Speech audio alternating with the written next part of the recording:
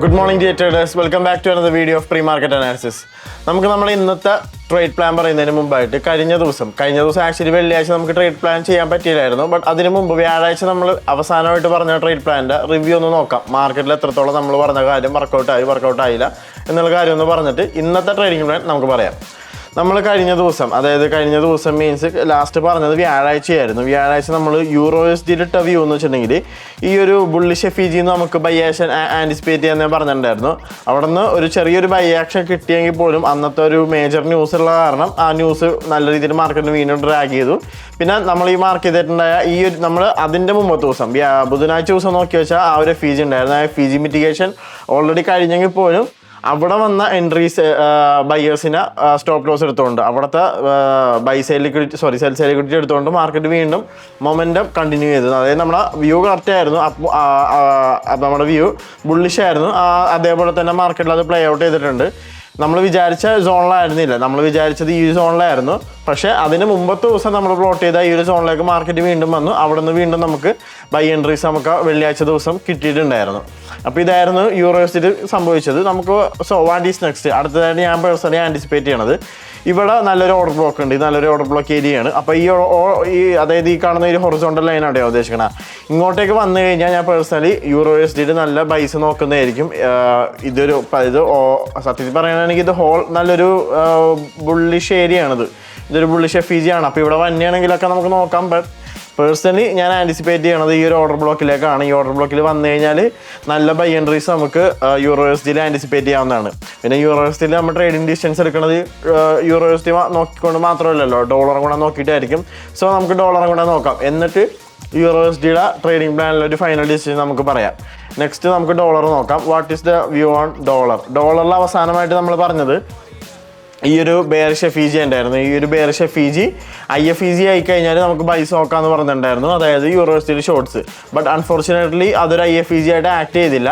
അത് വീണ്ടും ഡോളർ വീണ്ടും ഡൗൺ ആയി. നമ്മൾ യൂറോ USD ബുധനാഴ്ച പറഞ്ഞ ആ ഒരു ബെയറിഷ് FEG ഉണ്ടായിരുന്നു, ബുള്ളിഷ് FEG ആക്ട് ചെയ്തത് വെള്ളിയാഴ്ച ആക്ട് ചെയ്തതുപോലെ ഡോളറിൽ നമ്മൾ ബുധനാഴ്ച പറഞ്ഞ ഈ ഒരു ബെയറിഷ് FEG ഇവിടെ വെള്ളിയാഴ്ച വന്ന് അവിടെ ആക്ടിവേറ്റ് ആയിട്ടുണ്ട്. വെള്ളിയാഴ്ചത്തെ ഈ ഡൗൺഫോൾ ആ ഒരു ബെയറിഷ് FEG എന്നുള്ള ഡൗൺഫോൾ ആയിരുന്നു കിട്ടിയേക്കണത്. So what is next? ഇപ്പോൾ കറൻറ്റ്ലി ഡോളറിൻ്റെ സിറ്റുവേഷൻ പറയാനാണെങ്കിൽ ഡോളർ ഇപ്പോൾ നിൽക്കുന്നത് ഒരു നല്ലൊരു ഡിസ്കൗണ്ടഡ് ഏരിയ, അത്ര നല്ല ഡിസ്കൗണ്ടഡ് ഏരിയ അല്ല, ബട്ട് സ്റ്റിൽ ഒരു ബൈ ആക്ഷൻ ആൻറ്റിസിപ്പേറ്റ് ചെയ്യാൻ പറ്റുന്ന ഒരു ഡിസ്കൗണ്ടഡ് ഏരിയ ആണത്. അപ്പോൾ അവിടെ നിന്നൊരു ചെറിയ രീതിയിൽ ഇപ്പോൾ ബൈങ് കയറി വരുന്നുണ്ട്.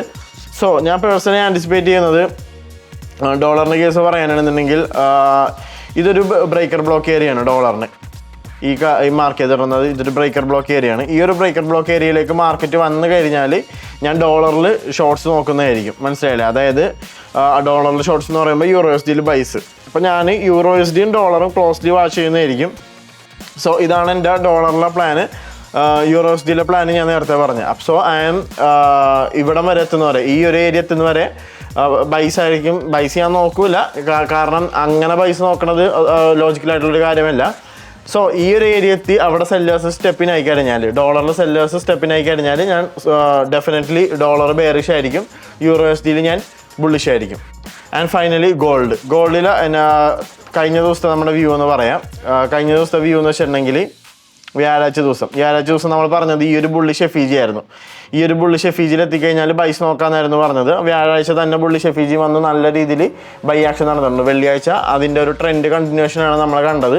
സോ അപ്പോൾ ഗോൾഡിലുള്ള വ്യൂ പക്കയായിരുന്നു. വിചാരിച്ച പോലെ തന്നെ വിചാരിച്ച ഏരിയയിൽ നിന്ന് തന്നെ നല്ല ബൈ ആക്ഷൻ നമുക്ക് കിട്ടിയിട്ടുണ്ട്.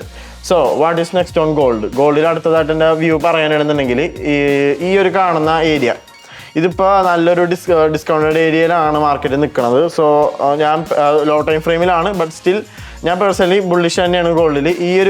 ഈ ഹൊറിസോണ്ടൽ ഏരിയ വേണ്ടില്ല ഞാൻ പ്ലോട്ട് ചെയ്തേക്കുന്നത്. ഈ ഒരു ഏരിയയിൽ വന്നു കഴിഞ്ഞാൽ ഗോൾഡിൽ ഞാൻ അത്യാവശ്യം നല്ല ബൈ ആക്ഷൻ തന്നെ ആൻറ്റിസിപ്പേറ്റ് ചെയ്യുന്നുണ്ട്. മനസ്സിലായില്ലേ? ഇതാണ്. So I M bullish on gold. Bearish ആവാൻ മാത്രം റീസൺസോ ലോജിക്കോ ഒന്നും എനിക്കിപ്പോൾ കാണാൻ സാധിക്കുന്നില്ല. എന്നാലും ജസ്റ്റ് ഒന്ന് നോക്കട്ടെ.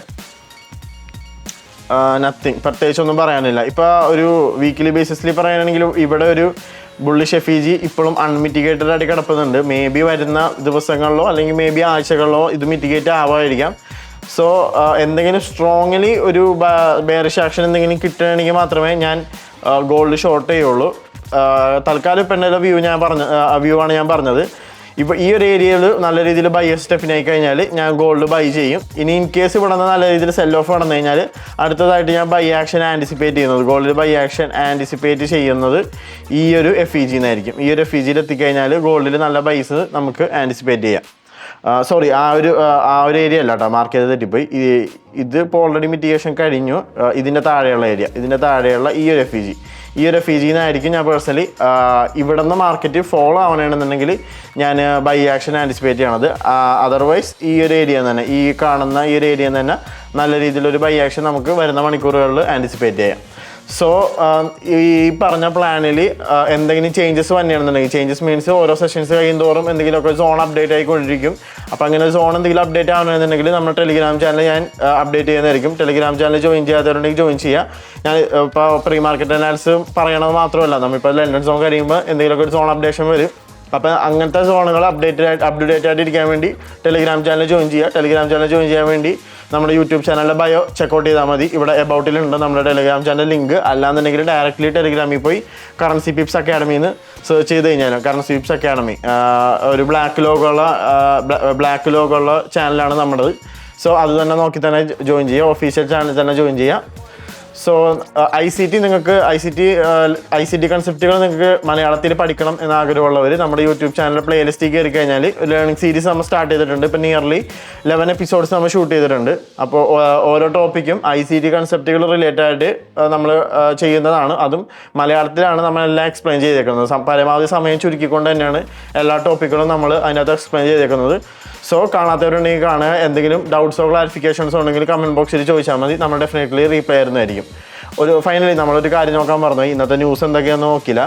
ഇന്ന് 26th ഓഗസ്റ്റ് ആണ്. ഇന്ന് യൂറോയിലും USDയിലും ഓറഞ്ച് ബോക്സ് ഫോൾഡർ മാത്രമേ ഉള്ളൂ. വലിയ സീനില്ലാത്ത ന്യൂസുകളാണ്. പിന്നെ GBPയിൽ ഇന്ന് ബാങ്ക് ഹോളിഡേ ആണ്. അപ്പോൾ ഇന്ന് ലണ്ടൻ സെഷനിൽ GBP ചോപ്പ് ചെയ്യാനുള്ള പ്രോബിലിറ്റി വളരെ കൂടുതലാണ്. സോ ഇന്ന് പിന്നെ മൺഡേ ആയതുകൊണ്ട് മിക്കവാറും ഞാൻ ലണ്ടനിൽ ട്രേഡ് എടുക്കാനുള്ള ചാൻസ് വളരെ കുറവായിരിക്കും. മെയിനായിട്ട് ഞാൻ ഇന്നത്തെ ന്യൂയോർക്കായിരിക്കും ഫോക്കസ് ചെയ്യണത്, കാരണം മൺഡേ ആയതുകൊണ്ട്. So that is for today. നിങ്ങൾക്ക് എന്തെങ്കിലും പ്രീ മാർക്കറ്റ് അനാലിസോ അല്ലെങ്കിൽ ലേണിംഗ് സീരീസോ റിലേറ്റഡ് ആയിട്ട് എന്തെങ്കിലും സജഷൻസും കാര്യങ്ങളൊക്കെ ഉണ്ടെന്നുണ്ടെങ്കിൽ കമൻറ്റ് ബോക്സിൽ പറയാം, നമ്മൾ ഡെഫിനറ്റ്ലി പരിഗണിക്കുന്നതായിരിക്കും. ഡൗട്ട്സും ക്ലാരിഫിക്കേഷൻസ് ഉണ്ടെങ്കിലും നിങ്ങൾക്ക് ചോദിക്കാം. So that's for today. അടുത്ത പ്രീ മാർക്കറ്റ് അനാലിസിസ് ആയിട്ട് നാളെ കറൻസി പിപ്സ് വരുന്നതായിരിക്കും. Stay tuned. Signing off house from currency pips.